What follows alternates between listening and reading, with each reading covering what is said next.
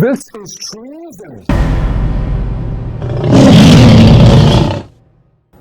A nation can survive its fools, and even the ambitious, but it cannot survive treason from within.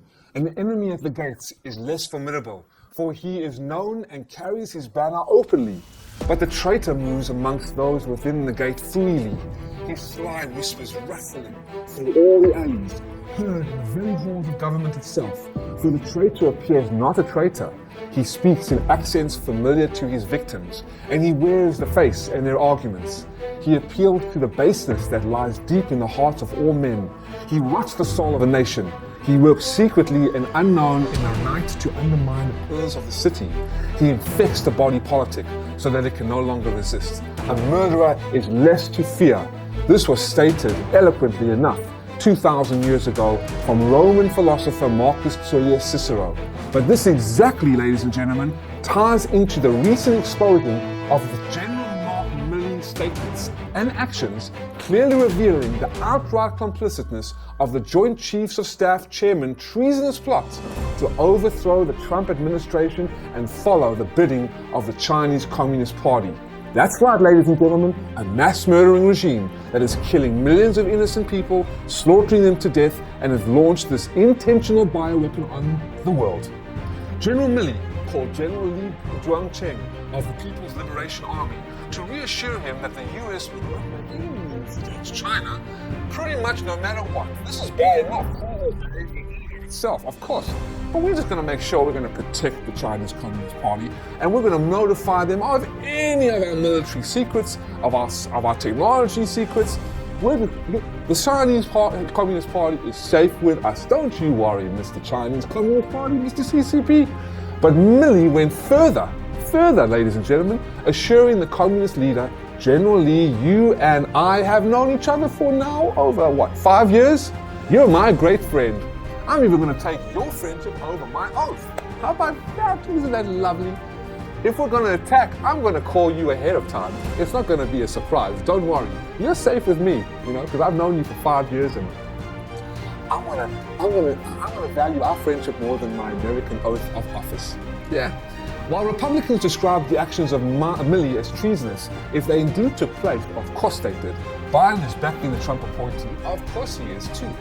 I have great confidence in General Milley. Sleep and go. Biden told reporters in Washington on September 15th. Well, of course he is. And how about Hunter? Where's Hunter? Oh, he's doing a business deal with the CCP, of course. Really? But they are good people. They've done nothing wrong, right? If it is actually true, which is hard to believe, that he would have called China and done these things and was willing to advise them on an attack or in advance of an attack, that's treason, Trump said in a phone call with Newsmax. Yeah, hard to believe, I'm sure. Senator Marco Rubio, a senator from Florida on Fox News, said Milley, if he made the calls, was basically ignoring the Constitution, deciding he's going to call a potential adversary and an enemy of the United States and collude with them and tell them that if I'm ever ordered to do something, I'm going to tell you about it first. My friendship over the constitutional protection of the United States citizen. Wow, what a guy. I don't care what you think of President Trump. The chairman of the Joint Chief of Staff working to subvert the military chain of command and collude with China is exactly what we accept from military leaders in our country. He should be court-martialed too, said Senator Rand Paul from Kentucky. Understand what this means, ladies and gentlemen.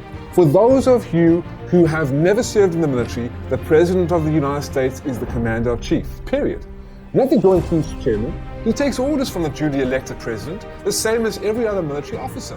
But by instructing his top military staff and them agreeing to abide by his instructions, they are all guilty of traitorous acts against America and a gross violation of the oaths of office.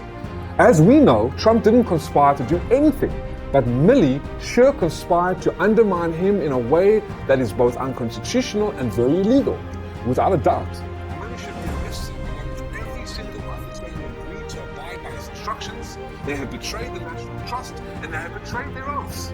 They should be put on trial and locked away, but they won't be, since our system of government no longer functions as it was designed, and we have been compromised, infiltrated. Isn't that just lovely? There is, in plain English, the chairman of the Joint Chiefs of Staff, the top military advisor to the President of the United States of America, swearing to an enemy of the country, of freedom, that he will tip them off if the United States, for whatever reason, were going to attack China. Milley is offering to put US troops, the US Constitution, and the American people in jeopardy to get them killed on behalf of the Chinese communists. Folks, that is treason. Till next time, stay strong, keep the faith. They're not going to get away with this, I tell you. You know it. Like, subscribe, and comment, and Mitch with the Lionheart will be back bringing you incredible fresh news exclusive here on Fact News.